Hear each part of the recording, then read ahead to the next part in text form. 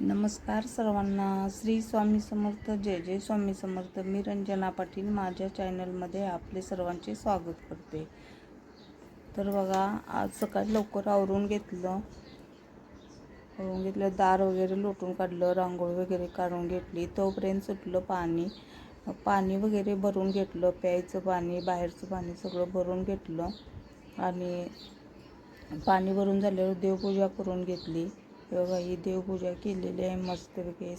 सर्व देवांना आंघोळ पाणी घालून देवपूजा करून घेतली. आणि म्हटलं आता स्वयंपाकमध्ये काय करायचं. तर बघा, आज पावभाजी करायचा बेत होता. तर काल मंगळवार होता, त्यामुळं फ्लावर, शिमला मिरची, बटाटो, टमॅटर, मटर हे सगळं साहित्य आणलेलं होतं. तर चला म्हटलं पावभाजी करून घेऊया.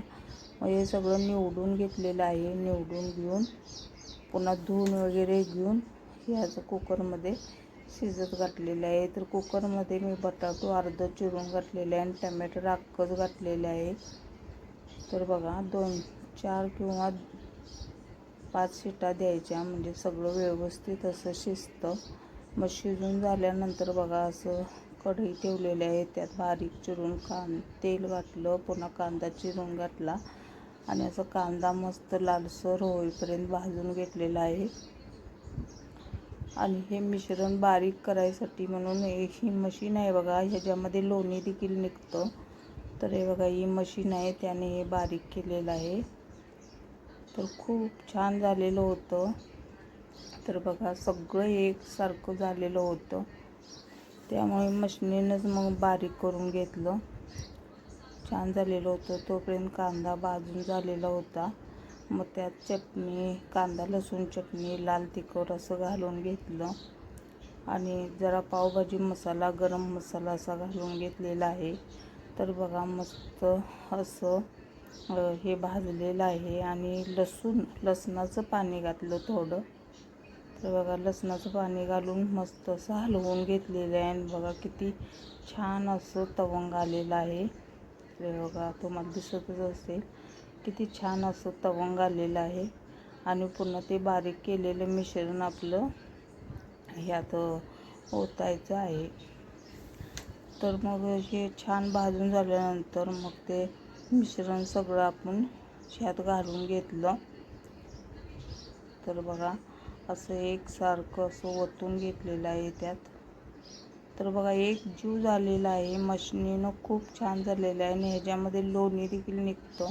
त्यामुळे मी ती मशीन घेतलेली आहे. आणि तुम्हाला जर पाहिजे असली तर कमेंटमध्ये सांगा, मी तुम्हाला लिंक पाठवते.